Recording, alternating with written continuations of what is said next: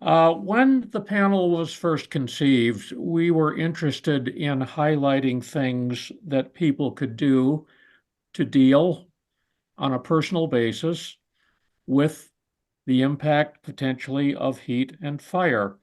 And we realized that among our 9 Steward Conservancy programs, there are already many things being done that can serve as a template for things that could be done outside the preserve. And so we have assembled a panel of stewards from 5 programs, not from the citizen science program, but from 5 other programs where they are really focused on dealing in very practical ways with the threat from fire and heat. So from the construction and maintenance program, we have Jeff McFarland, who is the assistant chair of that program.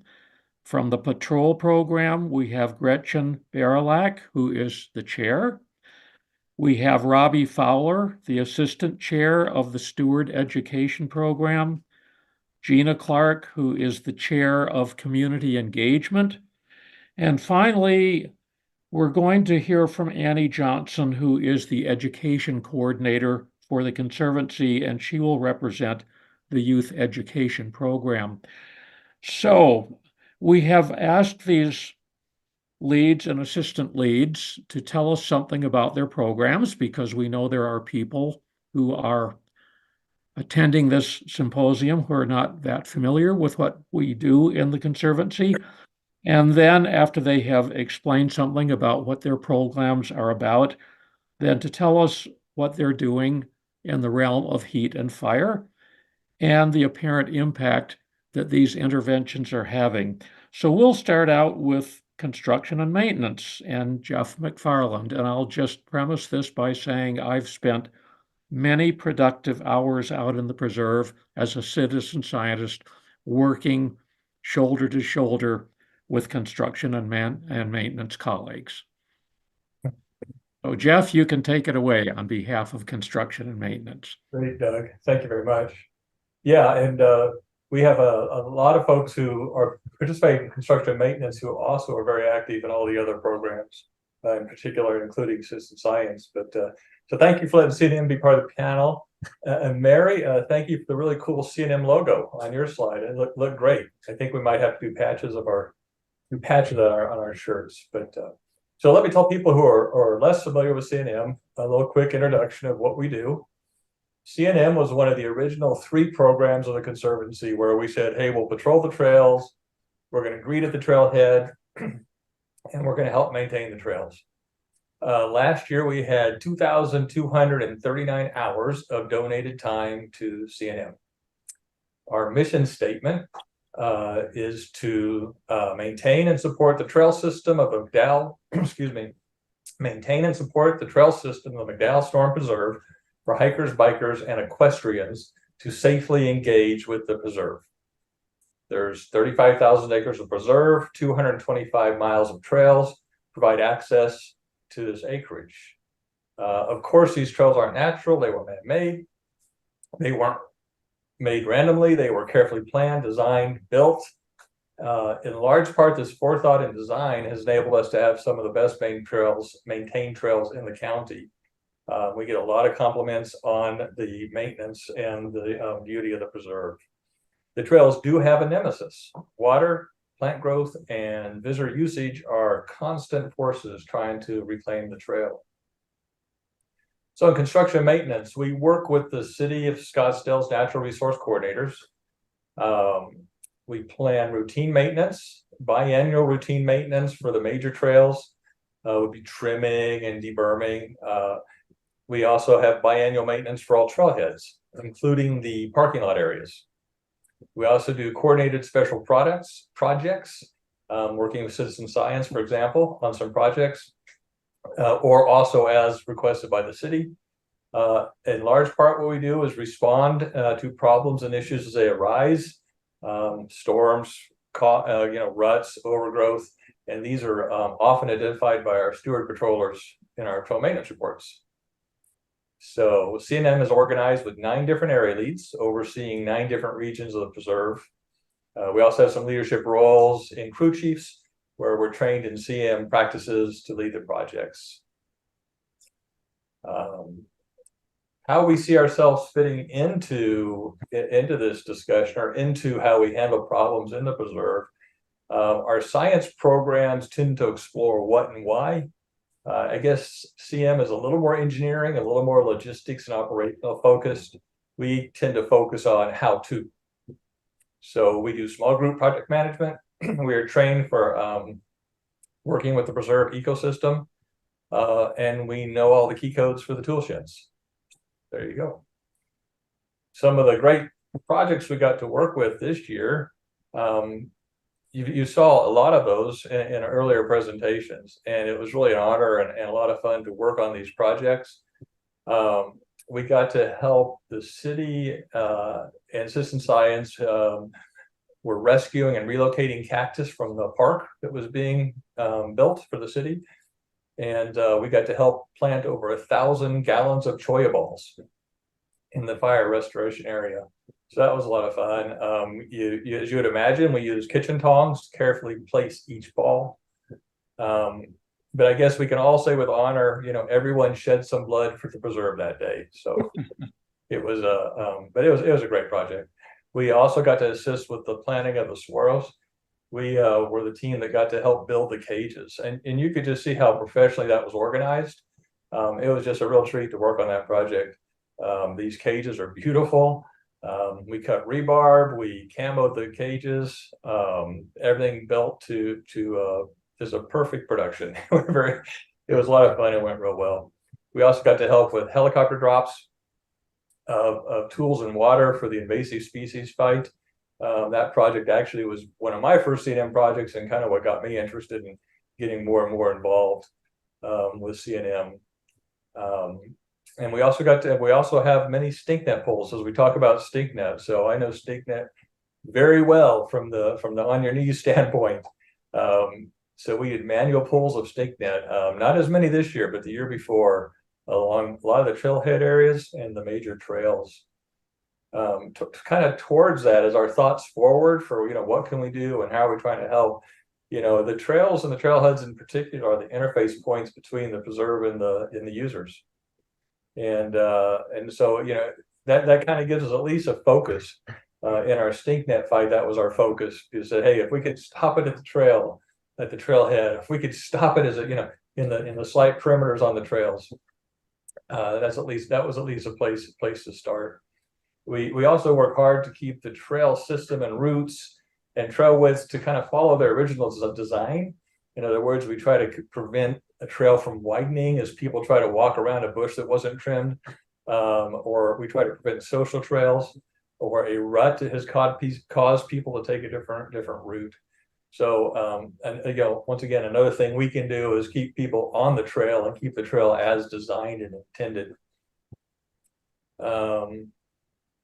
Another point I wanted to make, I had in my notes here, was that although our focus has often been recreational use cases, these trail system is also how our citizen scientists are moving throughout this preserve. It's how we're gaining access to everything we do in the preserve. So, as we think forward going, what else can these trails be used for? What are some other ways to use them? I don't know if they could even play some role in being fire breaks, or access points, but those are the kind of thoughts that we're exploring.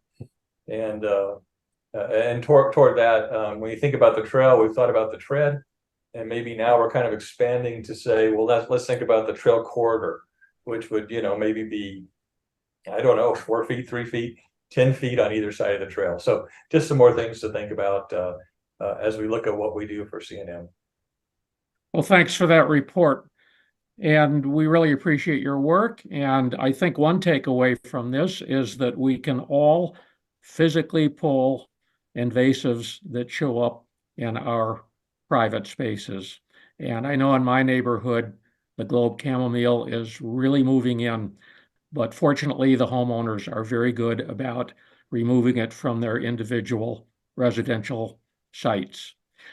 So Gretchen, patrol, you are the eyes of the preserve. you know what's going on out there, and you do a great deal relating particularly to the potential impact of fire in the preserve. So tell us a little about your program. Sure, thanks, Doug. So when we say patrol, what do we really mean? And, in its simplest form, when we patrol, we go out on the trails. We have people who go out to hike. They might be doing their patrolling on their bike, and we also have several equestrian patrollers as well. And it's what's great about it is that our patrollers can choose when do they want to go out. As long as a preserve is open, they can decide what time of day they want to go and also for how long. And so we have just under 400, or excuse me, just under 500 people who are out there monitoring the 225 miles of trails that we have in the preserve. When I looked at just last year, we had 22,250 hours of patrol time spent on the various trails in the preserve, which is tremendous. On any given day, now that it's a little bit warmer out, it's more like 10 to 15 people a day that we have out. And in the busy seasons, we have 40 to 45 plus people out on the trails every single day. And one of the things that we started this year is we have what we're calling area leads, where we've divided up the preserve, and we have specific leads who really manage a particular section of the preserve. And so they're very familiar with all the trails there. And then they're also making sure that the various trails are patrolled throughout the overall season. After somebody does go through it and do a patrol, they'll go through and they'll fill out a report. They're always looking for, obviously their main thing is they're out there for our visitors, making sure they have what they need, providing directions, guidance, education. But the other thing is that they're looking for invasives. They're also looking to make sure that the trails are in good shape. And after they've finished their patrol, they'll go through and fill out a report through our Better Impact system. Very quick and easy to do. They can attach photos. If they see something out on the trail, maybe we might have a saguaro down, which is when Jeff's team will work with the city to take care of what needs to happen on the trail. But it's a very, very effective way for us to really get real-time information on what is happening out on the trails. And then it's the trail maintenance reports, like Jeff had mentioned, do go to the city as well to determine what the next action is going to be. And so we're not engaging with visitors about general questions or directions. We do actually come across a few things that are fire prevention related. And unfortunately, we do have some people who go out and they do smoke in the preserve. It doesn't happen very often. But when it does, we make sure that we have a zero tolerance policy. And if someone does not comply, we make sure that we call the non-emergency police number so that we can get somebody to address the situation. We talked a lot about invasives throughout this afternoon. What our patrollers do is go out and they will, if they're out on a particular patrol and they see a stink net in a particular area, they will go through and put that information into their report, which will then be funneled through the channels to make sure that the invasive gets taken care of. Mostly the globe chamomile, the stink net, like we've been talking about, is one of the great big ones that we've had issues with. The other one of the main activities that we do in our patrol program is the fire watch. Some people may be very familiar with it. It is done every year on the 4th of July. The 4th of July is the one day of the year where the preserve closes early. The preserve closes at noon. And then what we do is we have stewards who are at the various trailheads, as well as some key stepovers, so places where people can go into the preserve just by going, stepping over one of the bars. people tend to go into the preserve, some of the key ones. We'll have stewards there from 6 until 9 at night. And what they're doing is educating people who want to get into the preserve to let them know that it's closed. And then just really monitoring to make sure that there aren't any issues, that people aren't going through and setting off fireworks. We go through and we do a Zoom call ahead of time every year to explain what the stewards need to make sure that they're doing, and a reminder of the specific protocols that they need to follow in the event that something does happen out in the preserve.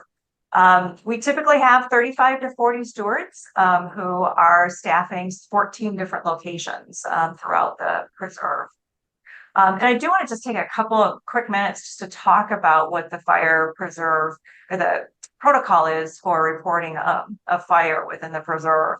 And this is information that we go through with our stewards. Clearly, personal safety is the main thing. So that if somebody does go through and see a fire, they think they might see a fire, we ask them to call 911 right away, after making sure that they're in a very safe location. The city of Scottsdale, we emphasize with our stewards, is that even if they think they're not quite sure, it's so important just to call. It's better to have a team of the fire department on their way out to check to see if it is an issue, and then for us to realize, nope, not an issue, and to have them go through and come back. Every second counts, and particularly as we've seen with these most recent fires that we've had, seconds are critical. And then so as part of the call to 911, reporting, obviously, general information about their name, where they are, what they're seeing. Are they seeing flames? Is it just smoke? Is the smoke going up? Is it going to the side? The dispatchers will be going through and asking them specific questions about what they're actually experiencing. How big is the fire? What direction is the fire going in? And any kind of, is it windy out? What direction is the wind coming from? As much information that we have, we make sure that we're going through and giving the 911 dispatcher. And one of the reminders that I thought was really helpful in the event us personally are being impacted by a fire, is that the most dangerous place to be in a fire is either downwind or uphill. So if you are in a situation where the wind is blowing from you toward the fire, then turn around and then go back the other way, so that you're escaping where the fire is coming. And then vice versa, if the wind is blowing from the fire toward you, then you go through and just run perpendicular to where the fire is going. Avoid deep canyons, of course, and anywhere there's some really deep, thick vegetation. This is all an ideal world. Obviously, there's some situations that people just need to do the best that they can in the event that they have had to come across a specific fire in the preserve or anywhere else. And the fire watch is one of the really key critical program activities that we have every year through the patrol program. And we're coming up very soon. We're in preparation for it right now. We've met with the city once, and we're in communication with them as we're getting ready for the fire watch on July 4th. The only other thing, it's not specifically heat and fire related. The other thing that we do as a patrol program every year, actually we're going to be doing it twice this year, is our Share the Trails Day, where we are at the main trailheads throughout the preserve, educating our visitors on sharing the trails. The trails are for hikers, they're for bikers, they're also for people who want to bring their horses in to ride on the trails. And so just a real quick reminder to visitors about making sure that they know who has the right of way, and that we're all out there to really enjoy the beauty of the preserve. And that is what we do in patrol. Well, thank you very much, Gretchen. And I can't think of anything more important than properly reporting a fire. Thank you for those tips. We're going to move on to education. And Robbie is with our Steward Education Program, and they do some education that relates to fire and heat in the preserve. What can you tell us about that, Robbie? Okay. Stewards Education's mandate is that we empower steward volunteers with the knowledge, skills, and confidence for excellence in stewardship. And what that boils down to is that in every training, workshop, educational offering that education offers, we overlap with all the other people that you'll see on this panel, but we also overlap with a lot of other programs that go on within citizen science, and everything is aimed at preserving with the idea of heat and fire, the preserve. The education team works with the Conservancy Program staff and the Sonoran Education Center to provide a range of offerings for stewards. We've developed several 101 orientations or starter classes on topics, and have in the last year branched out into 201 and even 301 offerings that are in the works. Educational offerings are offered in person and online. They're online videos and through specialized trainings designed to go out into the field or stay in the classroom. We train on flora, fauna, geology, human history, any area you can think of that we can offer a broader base for being a steward. We try and teach it, and everything has in mind that we are preserving the preserve for everyone else. One of those things is invasive species, and we all have areas where patrol and CNM and deal with invasive species. But the fire regime in the desert is, to forgive the pun, a hot topic, and we all do something to do with that.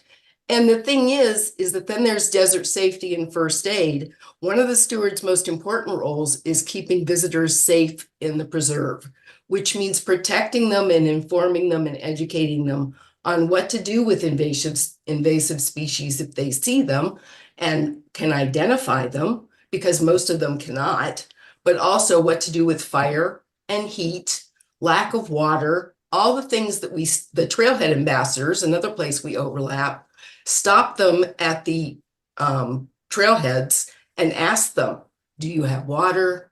Do you have a hat? Do you have sunscreen?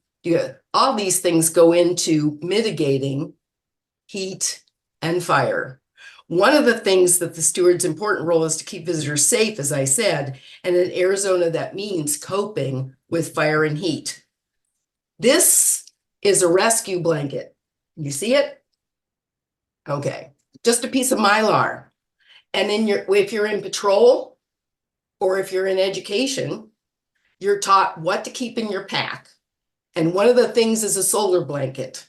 And in the safety and desert first aid class, they teach you that if you see a downed hiker, first you put the Mylar blanket below them.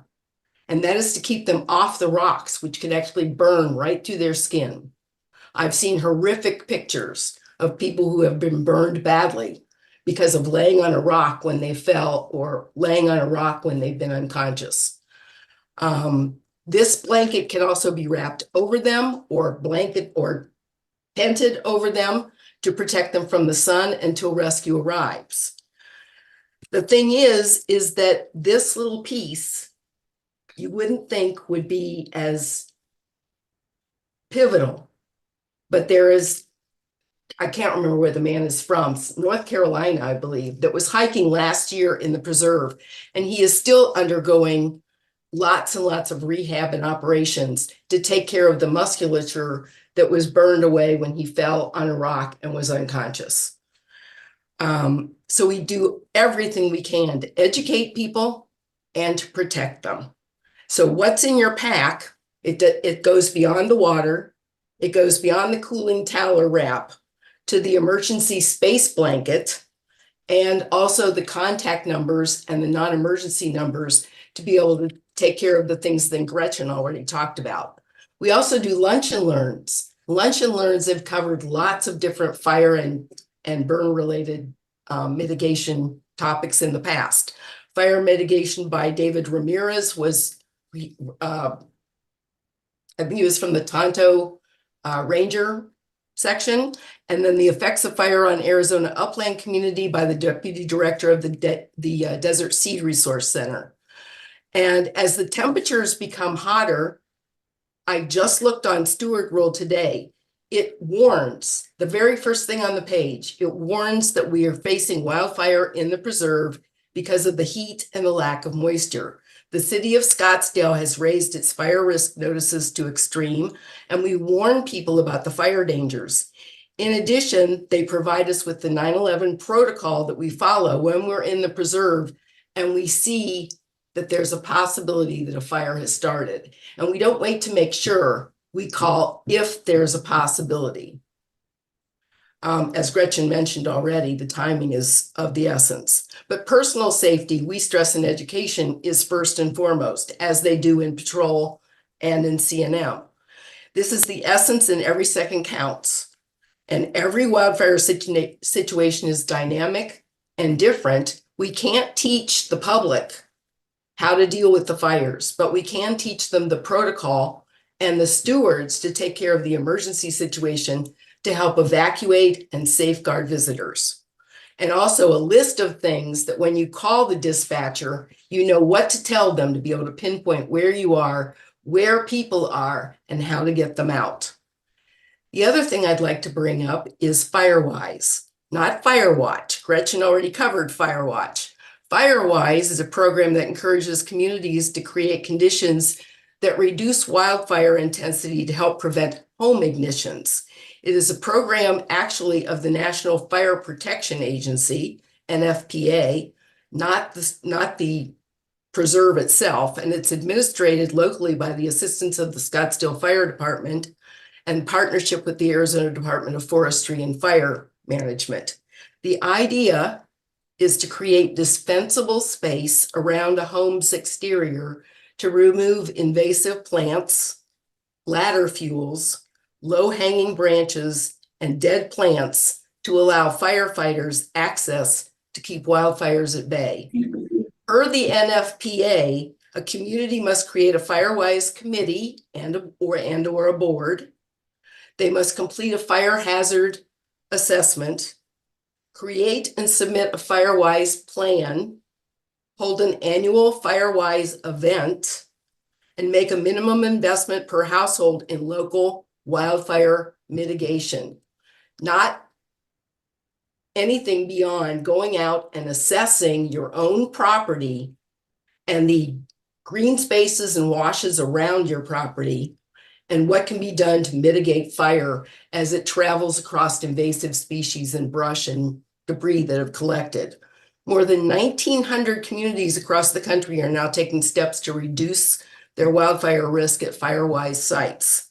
Scottsdale, which is where the preserve is, currently has 19 communities that are Firewise sites, including approximately 20 to 30 more that have begun the process and have indicated interest.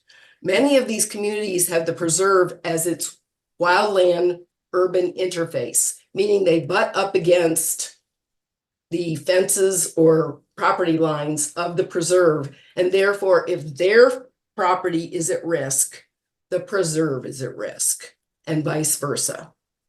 These communities have the preserve as its wildfire urban interface, as I said, and this program helps to protect communities from wildfire that starts in the preserve or starts outside the preserve. In 2023, 5 communities became Firewise sites within Scottsdale. I don't have to name them, but also 30 villages are in the process of becoming a site. Within 14 villages have been assessed so far. The McDowell-Sonoran Conservancy Firewise team in February 2021, the Conservancy and the Scottsdale Fire Department agreed to work together in the process of helping communities who wanted to become Firewise sites. A team was assembled, and in November 2022, 6 individuals were trained in Firewise principles and earned their certifications. Now, I go over these things because what I was keeping in mind is for the people who aren't in and around the preserve, what is it that you can do to mitigate fire and heat? Well, FireWise is all the way across the United States. We have a little bit of a different situation because of the Sonoran Desert, but it is a situation where anyone in the United States can work to mitigate fire along their property lines.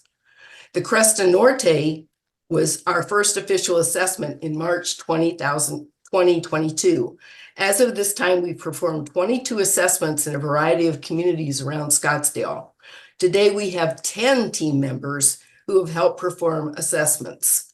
When we perform an assessment, we'll walk the perimeter of the community or village. We will also walk washes that run through the interior of these communities to inspect all areas where there's a WUI. Our job using Solo Locator is to document that the FireWise requirements have been met by the homeowners or HOA. We also interact with homeowners to discuss FireWise activities as well as to promote the Conservancy. Depending on what stage of FireWise qualification the community is in, we document phase 1 and 2 and report back first to the Scottsdale Fire Department, and they go on to document it with FireWise USA. FireWise requirements are that the desert environment that we live in is somewhat unique in its WUI standpoint, the wildlife urban interface. The coniferous and deciduous trees, forests that we think of when we think about forest fires do not exist here. Instead, we are faced with smaller trees, a lot of brush, grasses, and invasive plants. Scottsdale Fire Department and FireWise USA uses a hybrid format of their FireWise certification here. If you're interested in FireWise for your community or WUI, look online for FireWise USA or the FireWise Band Together program. The phase 1 of FireWise is the immediate zone, which is 5 feet from your backyard wall or house structure. You remove vegetation down to bare earth. Some native species such as saguaros, barrel cactus, ocotillo, and native trees are allowed to stay. Trees must be trimmed up to 6 feet to prevent canopy from catching fire. Immediate zone is intended to help stop the fire. It also gives the fire personnel a pathway to pursue the fire, but also an escape route if necessary. Phase 2 is the extended zone, 5 to 20 feet from the backyard wall or house structure. So you remove all invasive species from that area. Native plants are thinned to create spacing between them. Remove all dead and dying vegetation. Trees are trimmed up to 6 feet to prevent the canopies from catching fire, and the extended zone is intended to slow the fire down and keep ground fire from using ladder fuels to reach the canopy. Firefighters will have an easier time controlling a wildfire if it stays on the ground and has been slowed down by the removal of invasives and the thinning out of native plants. Once a wildfire gets into the tree canopy, the danger of embers finding their way into eaves and vents on households or other structures increases significantly. This is the main cause of home ignition. And we are very, very active in and around our communities along the entire perimeter of the preserve, but also into Scottsdale at large to keep wildfires at bay and to be as safe as possible in mitigating them even when they start. And I am not by any means an expert on the FireWise program. The person to get in touch with, if you are within the Steward program and know him, is Steve Coluccio. Thank you. All right, Robbie, thank you very much. That's good information.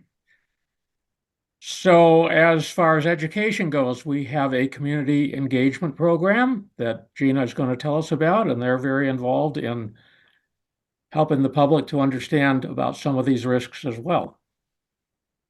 Thanks, Doug. So I'm the chair of community engagement. We're a relatively newer program in the Conservancy. And our role is to provide outreach into the local community. And we do that in a number of ways. One of the ways is that we do lectures at Scottsdale Public Libraries.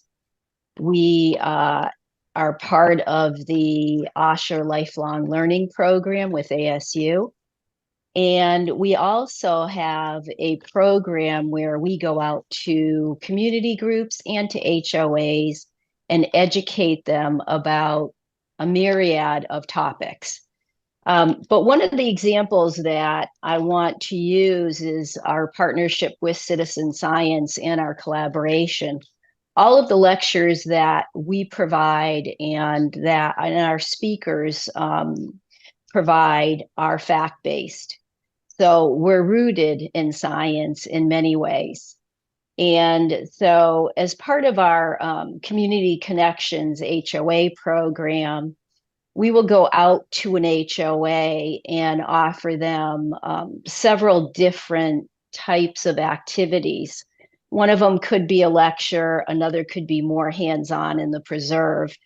And so one of the collaborations with Citizen Science is actually bringing in some of our staff members and our citizen scientists to talk to communities about what they can do to help control invasives, what they can do to protect their properties from fire, and the work that we're doing in the preserve to really, with our partners, to restore lands. Now, when you go into an HOA, you don't know what level the audience is actually at. So you may have to describe invasives in quite a bit of detail. They could confuse brittlebush with stinkneck because they don't know. And so when we go in, we are trying to gauge the audience in advance so that we present the appropriate information. So we talk about why should we care about invasives? And you heard quite a bit of this from Mary, who does the best job possible. So I'm not going to go into any of those details, but we use that information to educate the public on why invasives need to be controlled and the actions that communities can take. We also, as Robbie described, are partnering with the Scottsdale Fire Department. We just had Captain Hunter do a lecture at the Mustang Library. And we use those materials within our HOA program as well. Fire is an important theme for us, and the communities that we talk to, and there are 30 to 50 communities that actually are around the preserve, they're worried about fire. It isn't a situation where they feel like they don't have to listen to us. They actually want the information. And in fact, they love for us to be very proactive with their boards and help them get rid of invasives in the community, help them understand how to protect their environment by using FireWise principles. And when we showed them the work that we have done with our partners in the preserve, being able to map invasives, being able to test different types of treatments, and then looking forward to the restoration work that's going on now, whether it's actually planting saguaros or seed balls, they are really amazed because they're unaware of so much activity that's going on around them. And what you see is this real enthusiasm for how can I support this work? What can I do in my own community? And that's really our goal in community engagement, is to engage the public, but also to get them to take action. And so it's really important for us to be able to describe the action that our partners and the Conservancy takes to look at issues like invasives and fire. The other area that we talk to them about is biodiversity. And you heard Jesse's presentation about, and Rob's talk about tortoises and what happens when a corridor gets blocked off. And one of the messages that we bring into communities is let wildlife be. Don't feed wildlife. Don't take them in as pets unless you're allowed to. So there is a desert tortoise program that allows that. But helping the community understand some of the things that they should do and some of the things that maybe they shouldn't do. And so some of the classes that we do, and when I say we, by the way, I'm actually talking about a lot of people in the Conservancy that are coming out of the education program or in our Pathfinders organization, and some of our staff as well, that we collaborate well with. And so when when we go in and talk to the communities, there might be basic presentations about flora and fauna. The life cycle of the saguaro, for example, is one of our popular talks. Nature is Therapy, where we talk about plants and the medicinal purposes behind those plants. So our offerings are fairly broad and are really meant to inspire the community to support the Conservancy and the work of our partners, and to help them understand how they can take action to preserve and advance natural open space wherever they are. So with that, I'm going to leave it because I know this has been a long, terrific session, and I think we have one more panel member to get to. Thank you. Thank you. Thank you, Gina. Yes, Annie is going to tell us about our youth education program, which is really important and a wonderful initiative. So Annie, what can you tell us? You're muted right now, Annie. I sure am, sorry. Okay. In youth education, our goal is to empower today's youth to take positive actions in the long-term conservation of the Sonoran Desert. And so we provide standards-based interactive learning experiences in both the classroom and the preserve. And in those, we highlight both the preserve as well as the Conservancy science, while we also try to promote an appreciation of the Sonoran Desert and our natural open spaces. So in Arizona, fourth grade is actually where they cover things like natural disasters and weather patterns. So that's primarily where we talk to elementary students about wildfire mitigation and heat. During our fourth grade field trips in the preserve, we conduct a heat study. And in that, the students are given an infrared thermometer, and they kind of wander around and take and record temperatures for things like concrete, metal, dirt. And then they head over and do it for plants in the shade, things like that. And it helps them to demonstrate the urban heat island effect in a way that they can understand at a fourth grade level.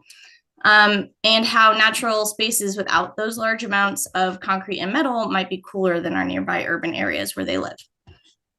In the classroom, one of our best tools to educate elementary students regarding invasive species in fire is our buffalo grass botany activity, which many of you have probably seen. In this lesson, we discuss buffalo grass, how we find it in the preserve, how it's an invasive species that can have detrimental effects on our natural desert environment. We talk about how quickly it spreads and how it outcompetes native plants for resources. We show large swaths of dried buffalo grass in pictures in the desert and discuss how they can see it covers so much ground. It connects the plants to one another. We talked about this earlier in one of the presentations, but that leads to increased wildfires. We also talked to them about how those fires burn hotter and longer than they would if there weren't invasive grasses like buffalo grass fueling them. And at the end, we have a large felt hiking shoe and a large felt dog, and they're given Velcro buffalo grass seeds, and they are able to toss that in order to demonstrate how buffalo grass is able to stick to our pants, our shoes, dog's fur. And the takeaway we're hoping that they take home with them and tell their parents about is that we need to stay on trails when we go hiking. We need to keep our dogs on leash when we go hiking. And that way we won't be walking through buffalo grass. We won't be spreading buffalo grass. And then lastly, we have our Living Labs high school program, which Mary already talked about a lot. I'm just going to kind of mention a few of their projects again, but that is probably the youth education space where we deal with these topics the most. Through our partnership with Saguaro High School, students learned about experimental design, fieldwork, and monitoring as part of the Saguaro Nurse Experiment. As Mary previously mentioned, This was originally designed to be paired with a sister site at Fraysfield, but after the Diamond Fire broke out in 2023, it made sense to reintroduce Saguaros into the post-burn area instead. And then, so working in youth education often requires that we be pretty fluid. Sometimes we need to shift priorities quickly. So post-fire, the focus had to shift from what happens when a wildfire travels through the desert instead to what humans can do to help restore the desert after wildfire. So that's what the kids were kind of focusing on with their experiments. Students studied post-fire restoration and learned to make seed balls that we talked about earlier, that they could distribute themselves in the burn area in the hopes of supporting new plant growth. Students removed invasive fountain grass from their school and replaced it with a pollinator garden. They created that biocrust experiment that we heard about. They helped to plant native species in parts of the Diamond Fire burn area. And at our Expedition Days weekend, we already talked about this, but they had their own table where they were able to talk to local families about what they do, about seed balls, and about restoration in the preserve. So yeah, we're hoping that through these positive, interactive, hopefully fun experiences with kids, we can inspire future conservationists to take action and to address the issues that we discuss with them. And that includes mitigating the worsening wildfires and climate change that we're already facing. And that's all I got. Great. Well, that's great. Annie, thank you so much. Thank you to the members of the panel for a report on your activities and giving us a lot of good ideas. And I think we're going to skip questions in the interest of time, and I'll throw this back to Melanie to wrap things up. That was incredibly informative. It really strikes me how the steward programs are so interwoven together and build on each other. I think that's really incredible. So